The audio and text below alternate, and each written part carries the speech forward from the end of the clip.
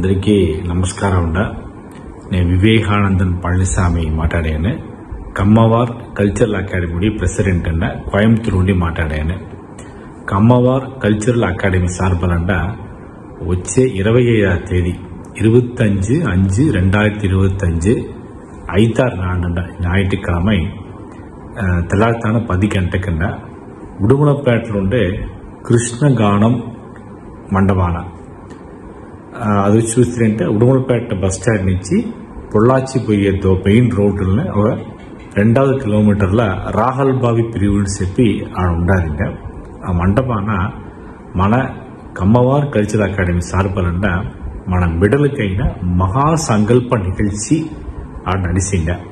ఈ మహాసంకల్పం అనేది మన బిడ్డలు వచ్చిండ మన కళాచారం, మన వరలారు, మన పண்பாடு తెలుసుకోవాలా, మన పేరంటాల గుడికి రెగ్యులర్గా రావాలా, పౌర్ణమి పూజకన్నీ తొడచిగా రావాలా, వాళ్ళు వచ్చి ఫ్యూచర్లో నిండా ఐఏఎస్ ఐపీఎస్ అధికారిகள் నిండా మన సముదాయం నుంచి రావాలా. ఇది మారి విషయాలన్నీ మన బిడ్డలకు చెప్పబెట్టిండ. బిడ్డలు ఎప్పుడూనే అబ్బామ్మ చెప్పిన మాట వినాలా. ఇది మారి ముఖ్యమైన విషయాలు వచ్చి బిడ్డలకు చెప్పే నిగల్చి దాన్న ఆ మహాసంకల్పం అంటే నిగల్చి అది ఆడ నడవబోయిండ. దానికి కూడా సేరి తమిళనాడు మన కమ్మవార్ வரலாற்றுலనే మొదటి పాలి విజయనగర పేరరసును ఉరువాకిన మహా శ్రీ విద్యారణ్య స్వామిகள் మనకు ఉపదేశించిన ఒక ముఖ్యమైన మంత్ర ఉపదేశమును ఆడ మనం ఏర్పాటు చేస్తున్నామండ. అది వచ్చి మన బిడలుடைய சதுவுக்காக, వాళ్ళ மேன்மைக்காக, వాళ్ళ பாதுகாப்புக்காக మన కమ్మ సముదాయం ఒట్టుమ ఉండాలా, వలిమ ఉండాలా అటనే ప్రార్థనకాக ఉండ ఆ మహామంత్రాన్ని ఉపదేశ నిగల్చి ఏర్పాటు చేసి ఉన్నామండ.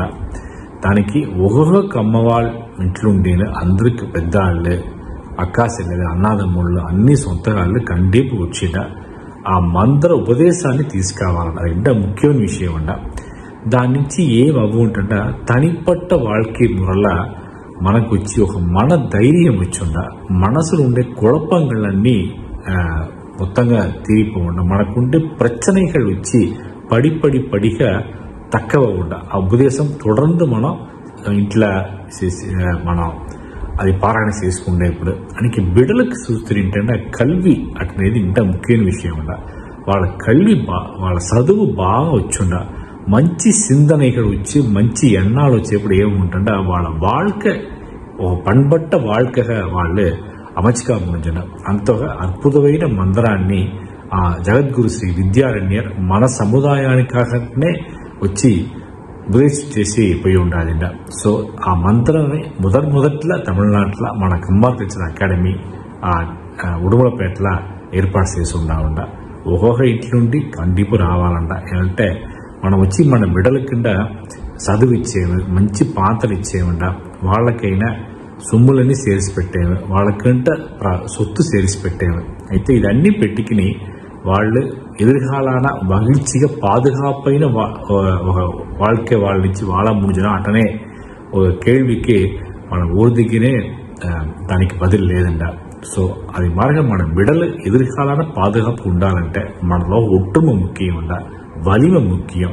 నేనుండే సమూహ అరసియల్ సూழ்நிலைகள் వచ్చి చూస్తుంటే మన సముదాయానికి ఆదరవు లేదంట. సో మన నిండా పోరాడిదా వచ్చి మన సముదాయాన్ని పண்பாட்டு కళాచారాన్ని తక్కబెట్టుకు ముంచిండ. సో ఆ విధాన మన అందరూ బాగుండాలంటే, మన కమ్మ సముదాయం బాగుండాలంటే, మనలో ఒట్టుమ ఉండాలంటే సో వచ్చి ఈ మహామంత్ర ఉపదేశం నిండా ముఖ్యం ఉండ.